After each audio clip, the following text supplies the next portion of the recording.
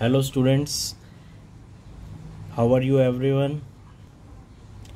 आज हम EMI chapter के जो इम्पॉर्टेंट न्यूमेरिकल्स हैं based on induced EMF, induced current and motional EMF, वो न्यूमेरिकल्स डिस्कस करेंगे आज की क्लास में। तो फर्स्ट न्यूमेरिकल जो है वो आपके सामने है। मैग्नेटिक फ्लक्स जो है वो दे रखा है 5t² + 10t + 5 milli weber. You have to find out induced EMF in the circuit at time t second। तो यहाँ पे जो आपके पास जो मैग्नेटिक फ्लक्स गिवन है वो गिवन है टाइम की फॉर्म में, मतलब आपके पास वेरिएबल फॉर्म में गिवन है।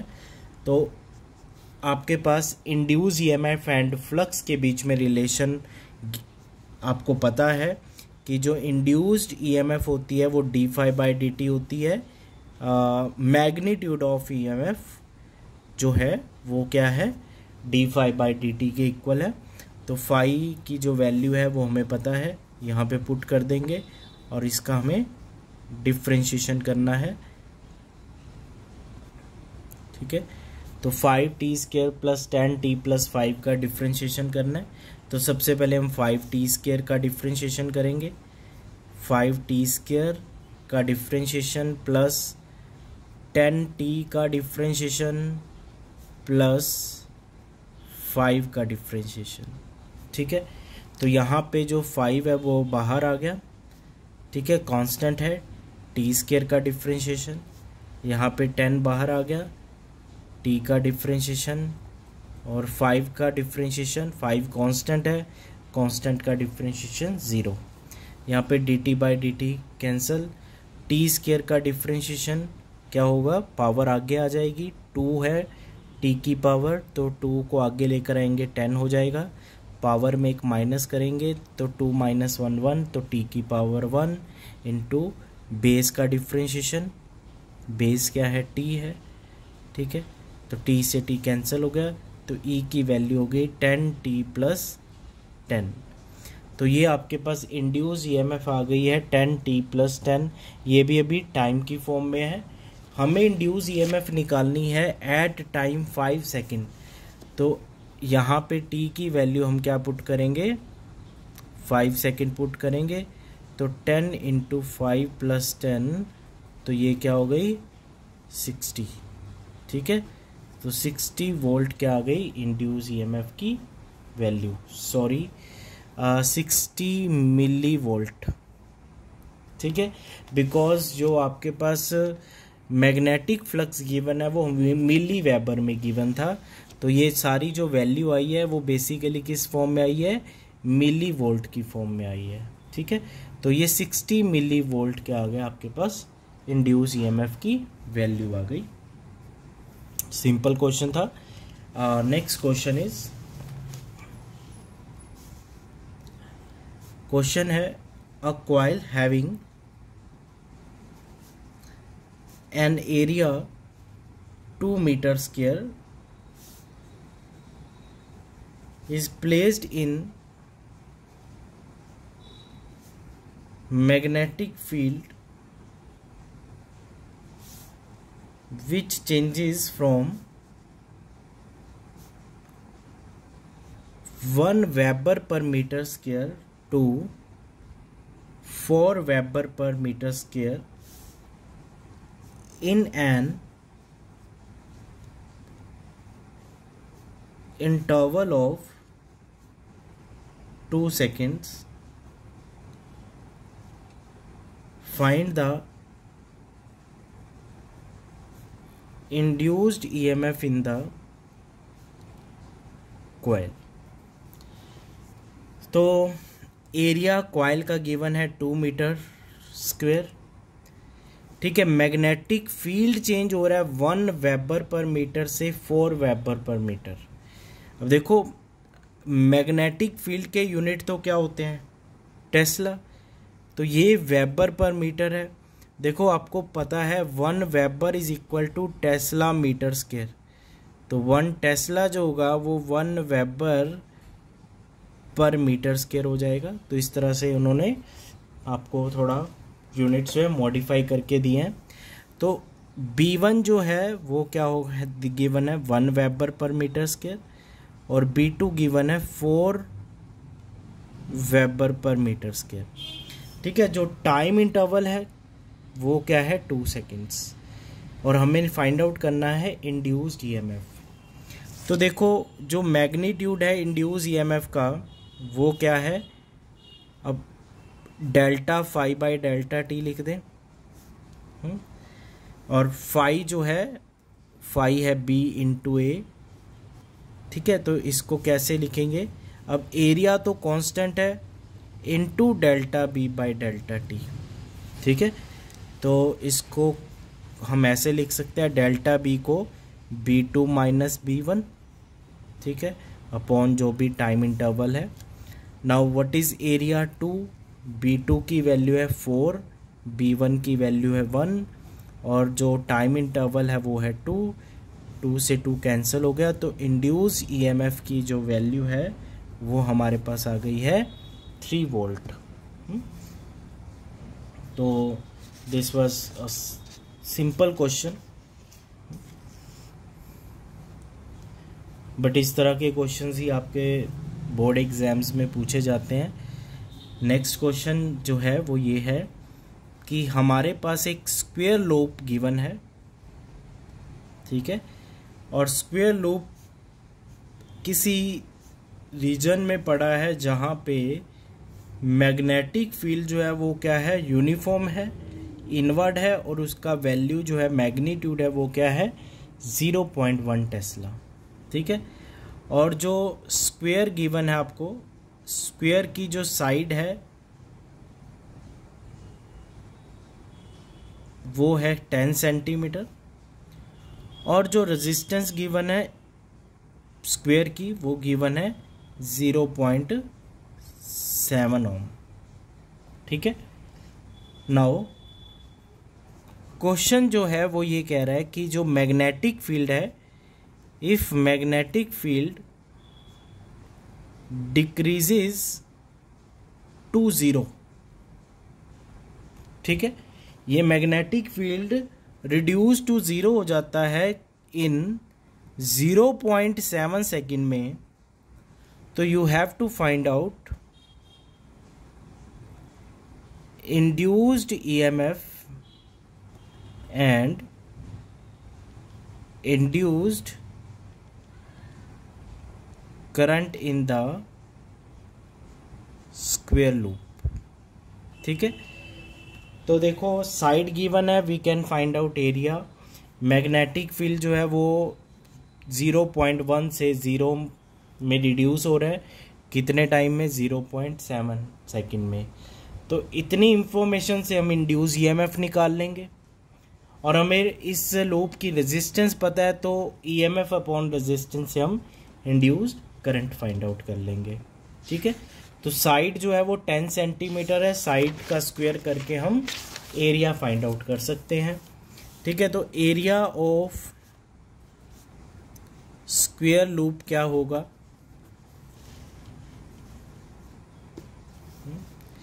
एरिया ऑफ स्क्वायर लूप होगा 10 सेंटीमीटर को मीटर में कन्वर्ट करें, उसका स्क्वायर कर देंगे, तो ये क्या हो गया 10 की पावर -2 मीटर स्क्वायर।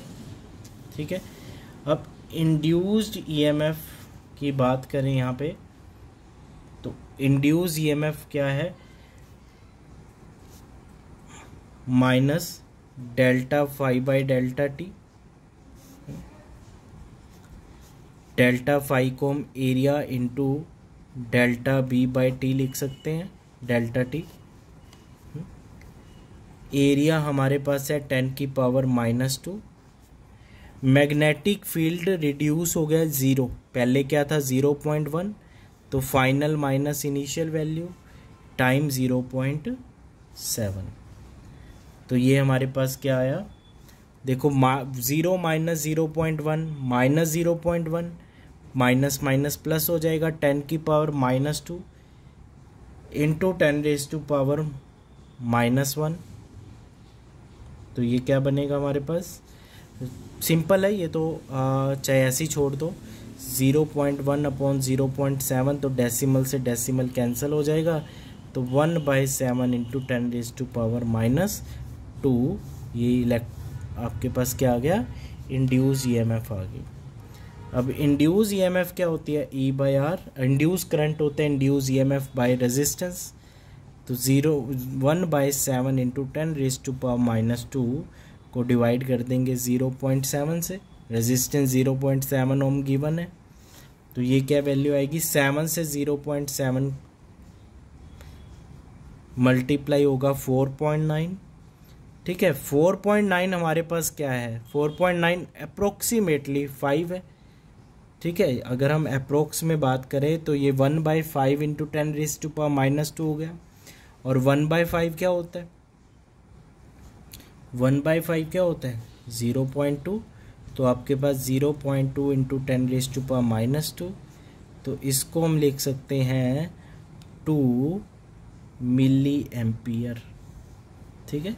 चाहे तो आप यहाँ छोड़ दो, ऐसे ही छोड़ दो यहाँ इतना, ठीक है, बट आप इसको 2 मिली एम्पियर भी लिख सकते हैं।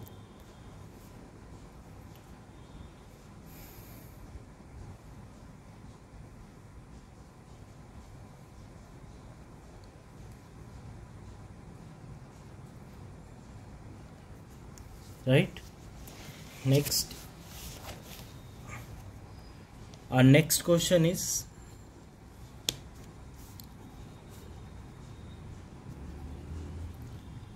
एक रेलवे ट्रैक है रनिंग नॉर्थ टू साउथ, ठीक है, has 2 parallel rails 1 meter apart,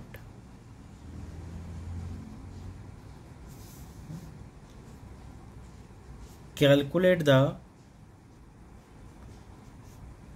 induced EMF between rails when a train passes at a speed 90 km/h, और आपको गिवन है horizontal component of earth's magnetic field and angle of dip at the place 0.3 into 10⁻⁻4 Tesla and 60 degree respectively। तो देखो railway track है, ठीक है, railway track जो है उसमें 2 रेल्स हैं जिनके बीच में डिस्टेंस क्या है 1 मीटर, और वहाँ से एक ट्रेन है जो 90 km/h की स्पीड से पास कर रही है। तो हमें क्या फाइंड आउट करना है, इंड्यूस ईएमएफ बिटवीन 2 रेल्स, इसके across induce EMF find out करनी है। तो सेम अगर मैं रेलवे का डायमेंशन शॉर्ट करके देखूं तो ये तो बिल्कुल ऐसे हो गया कि एक रोड जो है वो किसी वेलोसिटी से मूव कर रही है जिसकी लेंथ एल है, तो इंड्यूस ईएमएफ क्या होगी BLV। एल हमें पता है 1 मीटर, V पता है 90 km/h, इसको हम मीटर पर सेकंड में कन्वर्ट कर लेंगे, तो ये हमारे पास 25 मीटर पर सेकंड हो जाएगा। नाउ V मैग्नेटिक फील्ड, अब उस प्लेस पे horizontal component of magnetic field given है और एंगल ऑफ डिप भी गिवन है, ठीक है। अब हमें यहाँ पे क्या चाहिए, देखो हॉरिजॉन्टल तो वो ऑलरेडी है, जो पटरियाँ हैं वो हॉरिजॉन्टल है, उस पर ट्रेन चल रही है वो भी हॉरिजॉन्टल है। हमें जो ये फॉर्मूला होता है इमोशनल ईएमएफ का BLV, उसमें जो B होता है वो क्या होता है, B होता है जो वेलोसिटी के परपेंडिकुलर हो। अब वेलोसिटी जा रही है आपके पास हॉरिजॉन्टली है मोशन, तो लेफ्ट की तरफ, तो उसके परपेंडिकुलर क्या होना चाहिए, वर्टिकल डाउनवर्ड या वर्टिकली अपवर्ड। मतलब यहाँ पे जो मैग्नेटिक फील्ड होना चाहिए वो क्या होना चाहिए, वर्टिकल कंपोनेंट होना चाहिए। हमें horizontal component of earth magnetism given है, हमें यहाँ पे वर्टिकल कंपोनेंट चाहिए। ठीक है, तो ये फॉर्मूला हमारे पास जो है वो यूज होना है इस फॉर्मूला में, फॉर्मूला यूज्ड। तो BV क्या है, vertical component of earth magnetic field. तो आपको उस प्लेस पे हॉरिजॉन्टल कंपोनेंट की वैल्यू भी गिवन है, एंगल ऑफ डिप भी गिवन है। क्या आप वर्टिकल कंपोनेंट निकाल सकते हैं? बिल्कुल हाँ, आपको पता है कि वर्टिकल कंपोनेंट और हॉरिजॉन्टल कंपोनेंट का जो रेशियो होता है वो tan ऑफ डिप एंगल होता है। तो यहाँ पे वर्टिकल कंपोनेंट की वैल्यू आ जाएगी BH इंटू टेंजेंट डेल्टा। तो BH क्या है, 0.3 into 10⁻⁻⁴ into tangent 60 degree. Tangent 60 degree क्या होता है,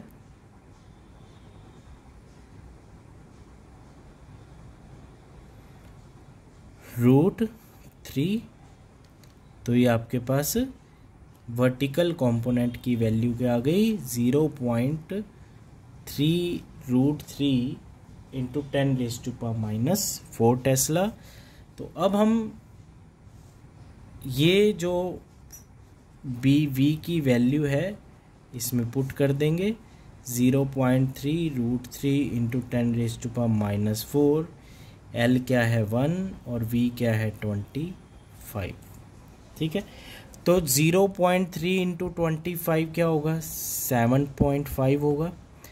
तो 7.5 √3 इंटू 10⁻⁻⁴ वोल्ट आपके पास क्या आ गई, जो मोशनल EMF इंड्यूस EMF है उसकी वैल्यू आ गई है। ठीक है, तो ये क्वेश्चन बहुत इंपॉर्टेंट था, ऐसा एक और क्वेश्चन भी हम करेंगे आगे। ठीक है, नेक्स्ट क्वेश्चन है, कहता है magnetic field 10 tesla acts normal to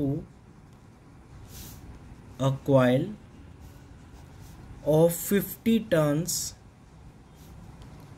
having 50 centimeter square area. Find induced EMF if coil is removed from magnetic field in 0.1 second. तो एक कॉइल है जो किसी फील्ड में पड़ी है, उस फील्ड की वैल्यू है 10 टेस्ला, और उसको कॉइल को हमने वहां से रिमूव कर दिया उस फील्ड से, कितने टाइम में, 0.1 सेकेंड टाइम में। ठीक है, तो मतलब इनिशियल मैग्नेटिक फील्ड 10 टेस्ला होगा, तो फाइनल मैग्नेटिक फील्ड 0 होगा। नंबर ऑफ टर्न्स गिवन है 50 और टाइम कितना लग रहा है, 0.1 सेकेंड, और एरिया क्रॉस सेक्शन आपको गिवन है 50 सेंटीमीटर स्क्वायर। सेंटीमीटर स्क्वायर को मीटर स्क्वायर में कन्वर्ट करें तो यह आ गया 50 इंटू 10⁻⁻⁴ मीटर स्क्वायर। तो अब हम बात करते हैं इंड्यूस EMF फाइंड आउट करनी है। मैग्नेटिक फील्ड चेंज हो रहा है, -ΔΦ/ΔT N इंटू dφ/dt करेंगे, यहाँ पे नंबर ऑफ टर्न्स लेंगे। तो यहाँ पे फाई जो है, अब एरिया तो कांस्टेंट है, सिर्फ मैग्नेटिक फील्ड ही वेरी कर रहा है, तो आपके पास ये बन जाएगा -NA∆B/ΔT, मतलब B2 - B1 अपॉन जो भी टाइम इंटरवल आ रहा है। Now what is the value of n 50, what is the value of area 50 into 10⁻⁴, B2 0 है, B1 10 है, टाइम क्या है 0.1। तो ये हमारे पास क्या हो गया 0 -10 -10 माइनस माइनस प्लस हो जाएगा। तो देखो ये 50 इंटू 50 2500 बनेगा। तो ये 25 इंटू क्या है 100 इंटू 10,000, ठीक है। और डिनोमिनेटर में एक 0.1 है, मतलब 10⁻⁻1 है। तो ये हमारे पास क्या बन जाएगा, तो 10⁻⁻4 अपॉन 10⁻⁻1 क्या होगा 10⁻³ इंटू 10⁻³ करेंगे तो वो सारी पावर्स कैंसिल हो जाएंगी। तो इंड्यूस ईएमएफ की जो वैल्यू होगी वो आपके पास क्या आएगी 25 वोल्ट।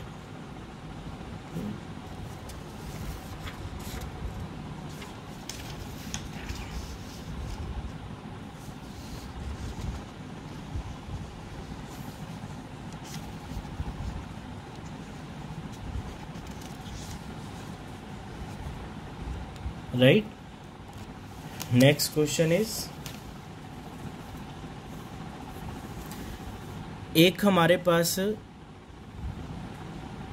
कंडक्टिंग रोड है जिसकी लेंथ है 1 मीटर और उसका एक एंड हमने फिक्स किया है और दूसरा एंड जो है वो क्या कर रहा है,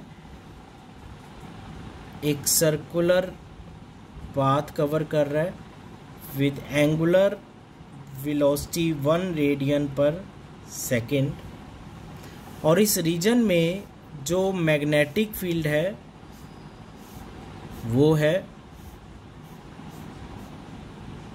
1 टेस्ला, ठीक है। आपको फाइंड आउट करना है कि इस रोड के एंड्स के अक्रॉस इंड्यूस ईएमएफ क्या होगी। Find induce EMF produced across the ends of the road। तो induced EMF across the ends of road, जो रोड रोटेट कर रही है इन मैग्नेटिक फील्ड, तो उसका फॉर्मूला होता है हाफ BL² ओमेगा, ठीक है।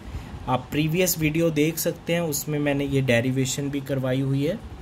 No what is the value of magnetic field 1, what is the length of road 1 and what is value of omega 1। तो आंसर इज 1/2, मतलब 0.5 volt is the value of induced EMF produced across the ends of the road, right। next question है an aeroplane, this is also very important question, an aeroplane is flying horizontally from west to east with velocity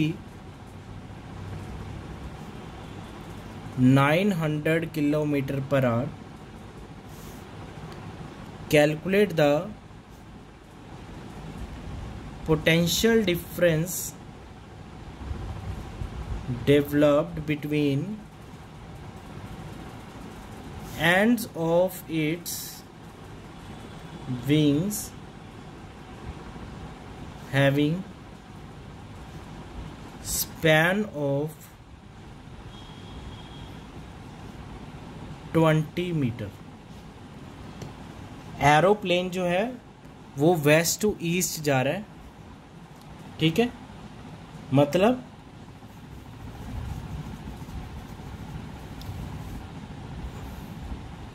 और एक और चीज, उस place पे at that place जो horizontal component है magnetic field का वो आपको दे रखा है और डिप एंगल भी आपको दे रखा है, ठीक है। और ये क्या दिया हुआ है, इट्स विंग हैविंग स्पैन, जो एरोप्लेन के 2 विंग्स हैं, जैसे ये एरोप्लेन है,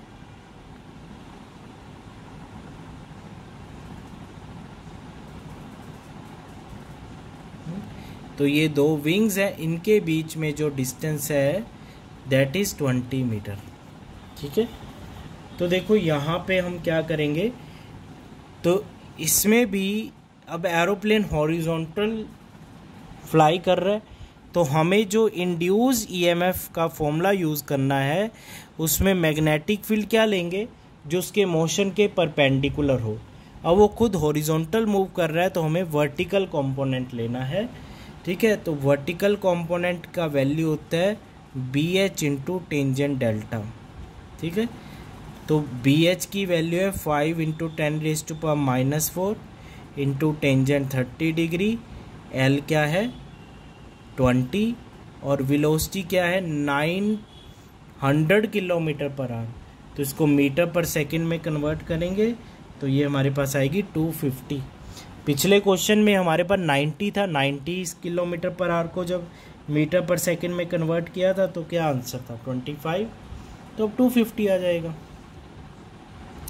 तो देखो 5 इंटू 20 100, ठीक है, सॉरी 5 इंटू 20 100, 10 ये है तो 1000 हो गया, 1000 इंटू 10⁻³ और टेंजेंट 30 होता है 1/√3, तो ये हमारे पास आ गया 25/√3 इंटू 10⁻⁻1, तो ये 25 इंटू 10⁻⁻1 क्या होगा 2.1, तो 2.5, तो answer will be 2.5√3 volt upon √3 volt.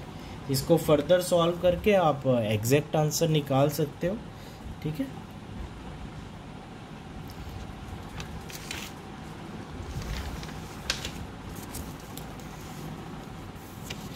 आप एक बार देख लीजिए इस क्वेश्चन को, ऐसा इम्पॉर्टेंट क्वेश्चन है, ये सिंगल ऐसा क्वेश्चन है एरोप्लेन वाला, तो थोड़ा देख लो अच्छे से इसको, क्योंकि अगला क्वेश्चन है वो भी बहुत इम्पॉर्टेंट क्वेश्चन है।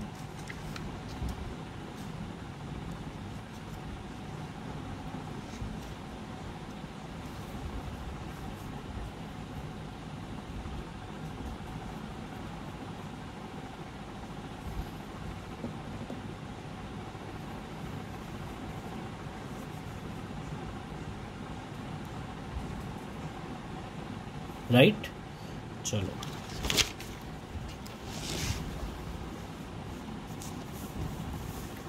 नेक्स्ट इज, ये भी बहुत इंपॉर्टेंट क्वेश्चन है, एनसीईआरटी का क्वेश्चन है और प्रीवियस ईयर में आया भी हुआ है। अ cycle wheel has 12 metallic spokes, each 0.2 meter long. It makes 60 revolution per minute in a plane perpendicular to Earth's magnetic field 0.4 into 10⁻⁻⁴ Tesla. मतलब पहले ही उसने क्या दे दिया, वो मैग्नेटिक फील्ड दिया जो प्लेन के परपेंडिकुलर है। Now calculate the induced EMF between axle and rim of the wheel. देखो ये रिम हो गया, ये स्पोक्स हैं,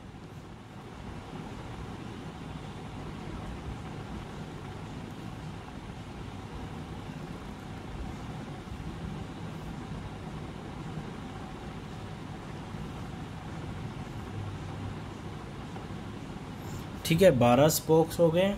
ठीक है, दिस इज रिम, और ये जो सेंटर वाला पार्ट होता है बिल्कुल सेंटर है, दैट इज कॉल्ड एक्सल, जिस पे स्पोक्स क्या मिले हुए हैं।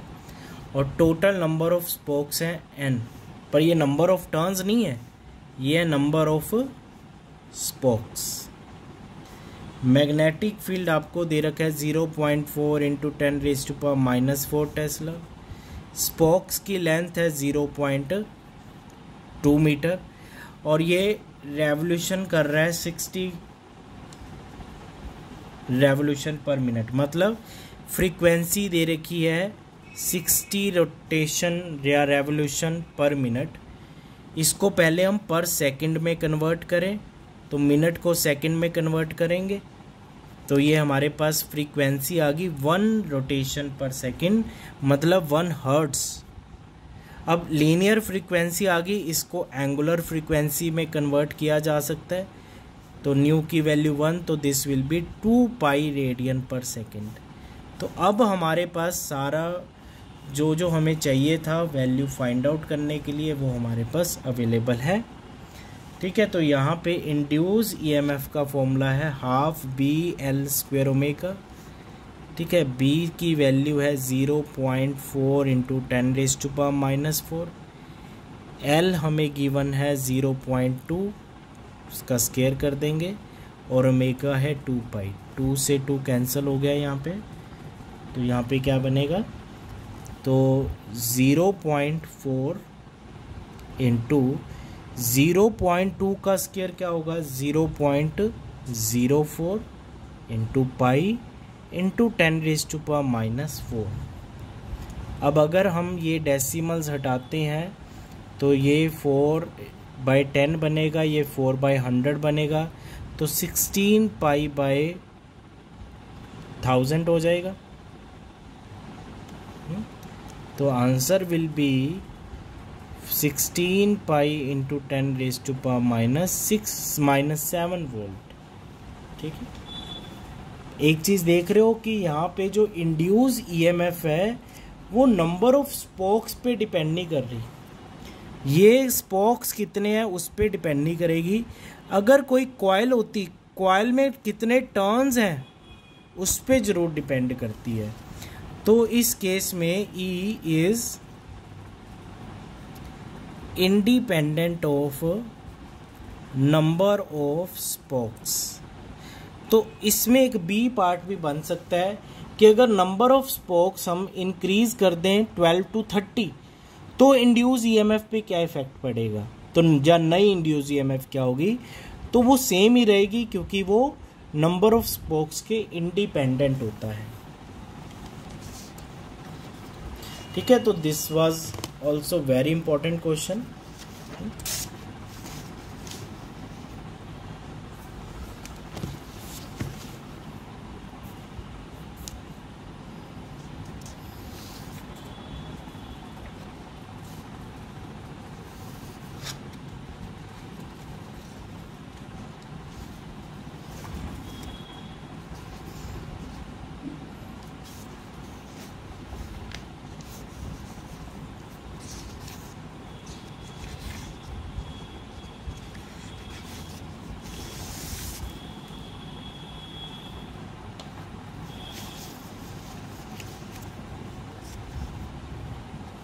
हाँ जी,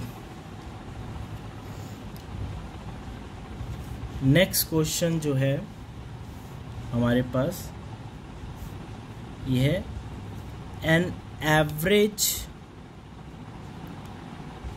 induced EMF of 0.4 volt appears in a coil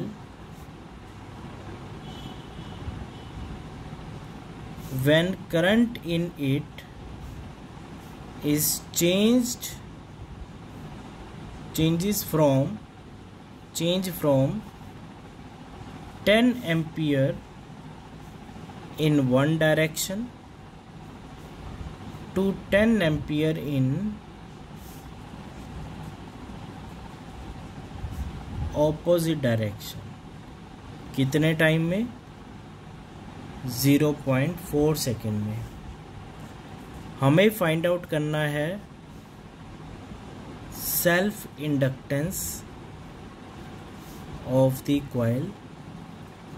ठीक है, अब बेसिक फॉर्मूला की अगर हम बात करें तो बेसिक फॉर्मूला हमने पढ़ा हुआ है, E is equal to L into DI/dt अगर हम मैग्नीट्यूड में बात करें। ठीक है, तो L की वैल्यू हो जाती है E/DI/dt।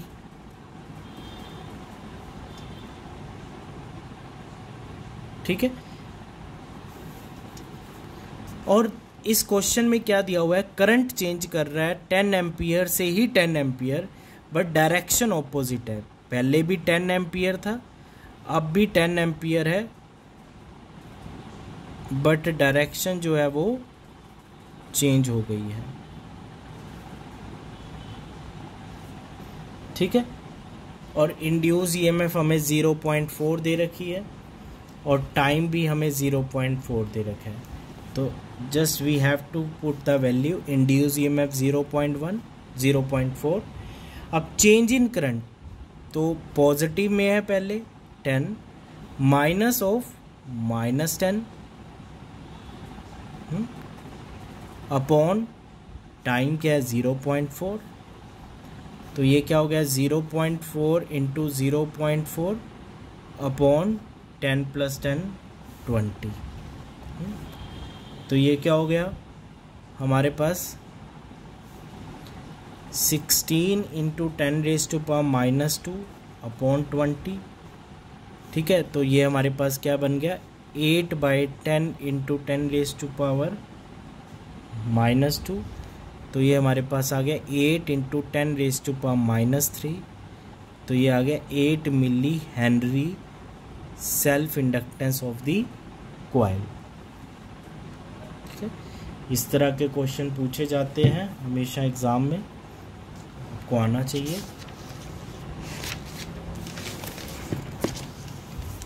नेक्स्ट क्वेश्चन है, हमें कॉइल गिवन है जिसकी सेल्फ इंडक्टेंस है 10 मिली एम्पियर और उसमें जो करंट फ्लो कर रहा है वो है 0.1 sin 20t एम्पियर। आपको कुछ इस तरह से करंट दे दिया उसने। ठीक है, कहते हैं find maximum induced EMF in the coil. This is also important question. तो देखो यहाँ पे इंड्यूस ईएमएफ क्या है, मैग्नीट्यूड देखें तो ये हमारे पास L इंटू DI/dt है। L की वैल्यू तो हमें पता है 10 मिली हेनरी, 10 इंटू 10⁻³ और I की वैल्यू हमें डिफरेंशियल फॉर्म में गिवन है, मतलब आपको टेंजेंट की मतलब ट्रिग्नोमेट्रिक फंक्शन की फॉर्म में गिवन है, जिसका हम इजीली डिफरेंशिएशन कर लेंगे। अब ये 0.1 को बाहर ले आए तो 10 into 0.1 into 10⁻³ into sine 200t का डिफरेंशिएशन। तो 10 और 0.1 को मल्टीप्लाई करेंगे, ये 10 की पावर -3। साइन का डिफरेंशिएशन क्या होता है कोस 200t इंटू जो एंगल है उसका डिफरेंशिएशन करेंगे। सॉरी ये 200t है, मेरे से पहले गलती से 20 बोला गया होगा। तो ये हमारे पास 200t का डिफरेंशिएशन 200, तो ये 200 इंटू 10⁻³ cos 200t। अब ये हमारे पास क्या बन रहा है 200 इंटू 10⁻³ 0.2 cos 200t। ये हमारे पास मैग्नीट्यूड आ गया इंड्यूस ईएमएफ का। बट ये हमारे पास हमें तो मैक्सिमम निकालनी थी। तो क्या होता है ये ट्रिग्नोमेट्रिक फंक्शन से आगे जो ये वैल्यू लिखी होगी यही हमारे पास, जहाँ सिंपल सोचो अभी आपको कुछ भी नहीं पता, E की वैल्यू मैक्सिमम कब होगी when cos 200t is equal to maximum, मतलब +1 के इक्वल होगा, +1 के इक्वल। तो इसको +1 लिख देंगे तो ई मैक्सिमम की वैल्यू क्या आएगी, 0.2 वोल्ट आ जाएगी। तो यही हमारा आंसर है, 0.2 वोल्ट। ठीक है,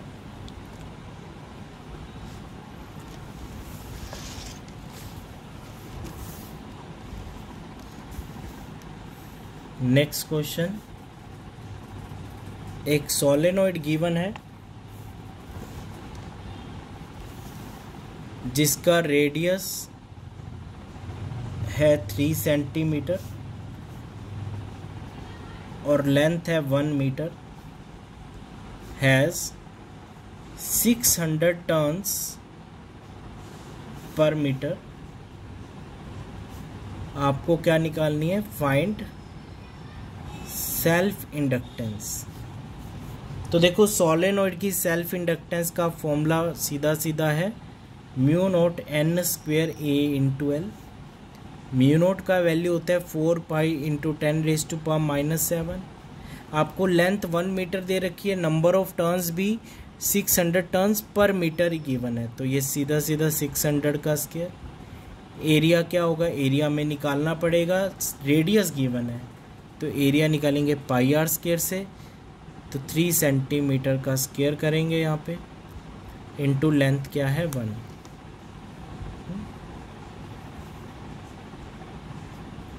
इसको सॉल्व करो, 4 पाई इंटू 10⁻⁻⁷।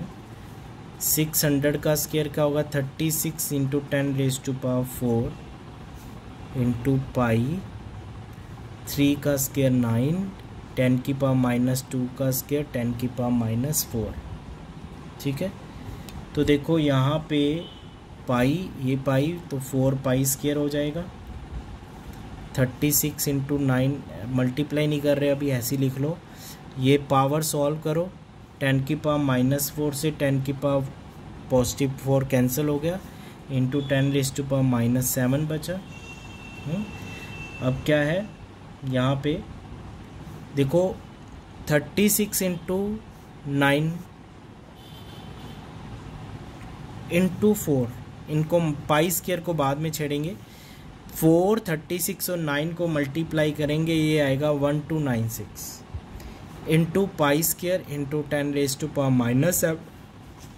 और पाई स्क्वायर क्या होता है, पाई स्क्वायर होता है 9.8, जिसको हम अप्रोक्स में 10 लिख सकते हैं। तो ये आ गया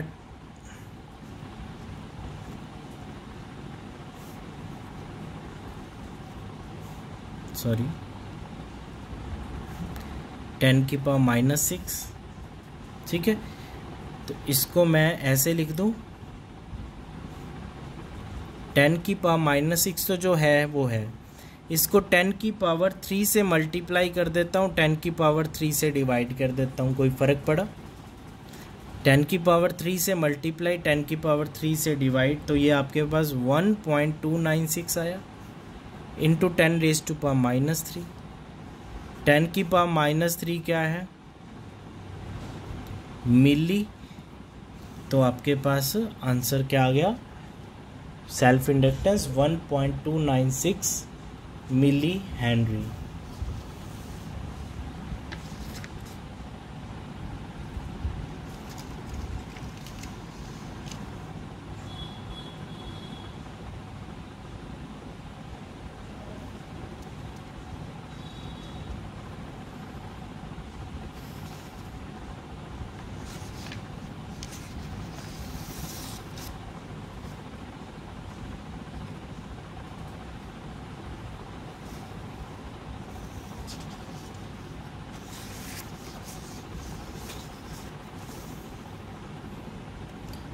Next question is,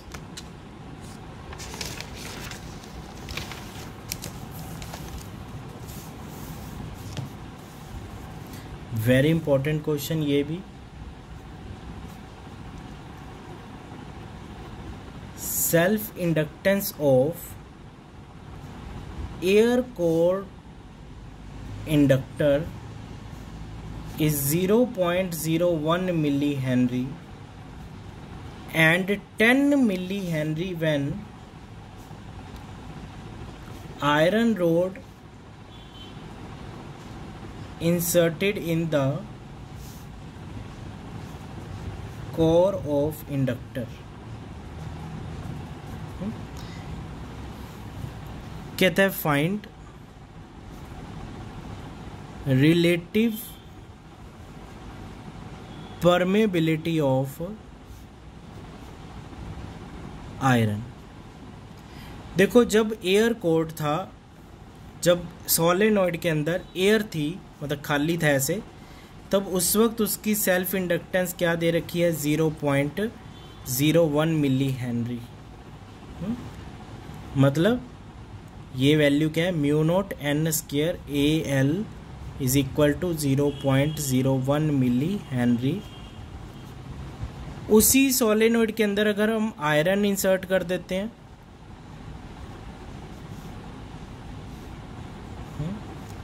तब वही सेल्फ इंडक्टेंस 10 मिली हेनरी हो जाती है।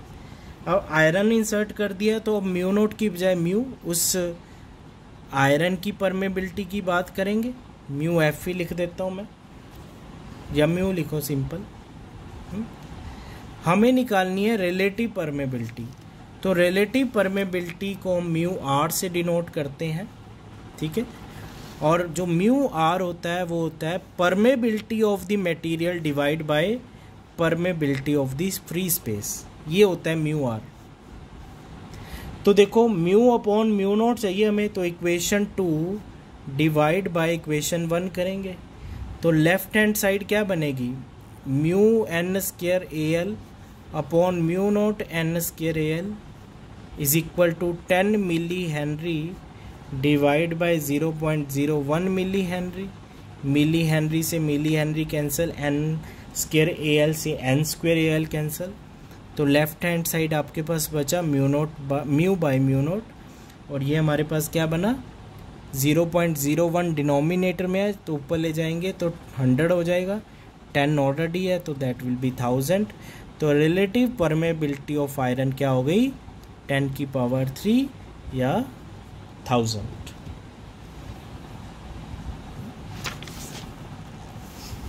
Similarly, there is also one very important and simplest question। आपको मैग्नेटिक फ्लक्स और करंट के बीच में ग्राफ प्लॉट है, ठीक है, वेयर ए एंड बी जो है वो क्या है इंडक्टर्स गिवन है। आपको बताना है which has larger value of L, किसकी इंडक्टेंस ज़्यादा होगी। तो आपको देखो ये पता है कि सेल्फ इंडक्टेंस के केस में हमने पढ़ा था phi is directly proportional to I, तभी तो ग्राफ स्ट्रेट लाइन बना है 5 और आई में। और जब प्रोपोर्शनैलिटी का साइन हटाते हैं तो कांस्टेंट आता है सेल्फ इंडक्टेंस। तो मतलब जो आपके पास स्लोप है, slope of 5 versus I graph, तो वो स्लोप क्या बताती है एल, या सेल्फ इंडक्टेंस की वैल्यू बताती है, ठीक है। तो greater the slope greater the value of the L, तो स्लोप किसकी ज़्यादा है, ए की स्लोप जो है वो बी की स्लोप से ज़्यादा है, तो ए की सेल्फ इंडक्टेंस बी की सेल्फ इंडक्टेंस से ज़्यादा होगी। This is the right answer.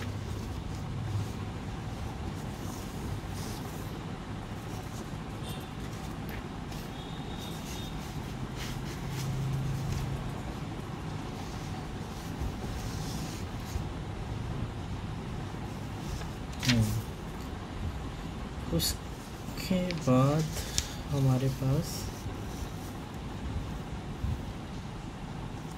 ठीक है,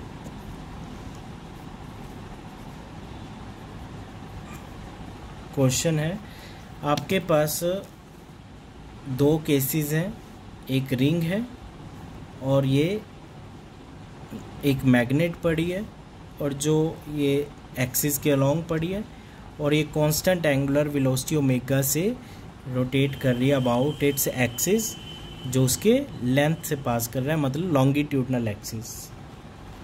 और एक बी सिचुएशन है जिसमें रिंग है हमारे पास, ठीक है, और उसके पास में एक मैग्नेट पड़ी है, और जो मैग्नेट है वो इस एक्सिस के अबाउट एंगुलर वेलोसिटी ओमेगा से रोटेट कर रही है। आपको बताना है इन विच केस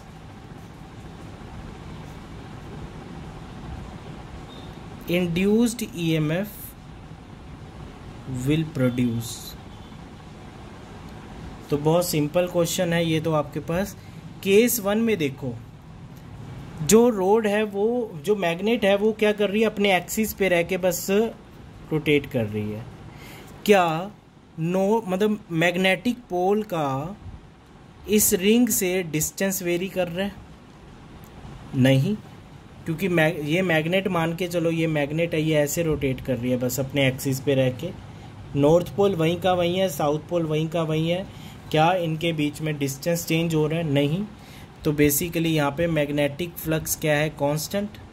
तो चेंज इन मैग्नेटिक फ्लक्स 0, तो इंड्यूस ईएमएफ भी 0।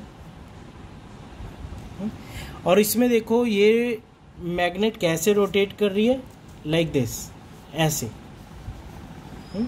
तो कभी नॉर्थ पोल जो है वो रिंग से अवे जा रहा है, कभी वो रिंग के पास आ रहा है।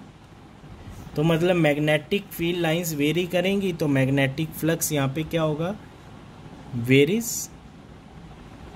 ये चेंज होगा तो डेल्टा एम भी सर्टेन कुछ वैल्यू रहेगी। जब मैग्नेटिक फ्लक्स वेरी कर रहा है तो induce EMF will be produced. ये बहुत सिंपल सा कंसेप्ट था, बट ये इम्पोर्टेंट क्वेश्चन है, ठीक है। तो this is all about today's class, ठीक है। तो इसको अच्छे से आप पॉज कर करके इसको समझ के कर देखना क्वेश्चंस को, न्यूमेरिकल्स को, ठीक है। Thank you very much.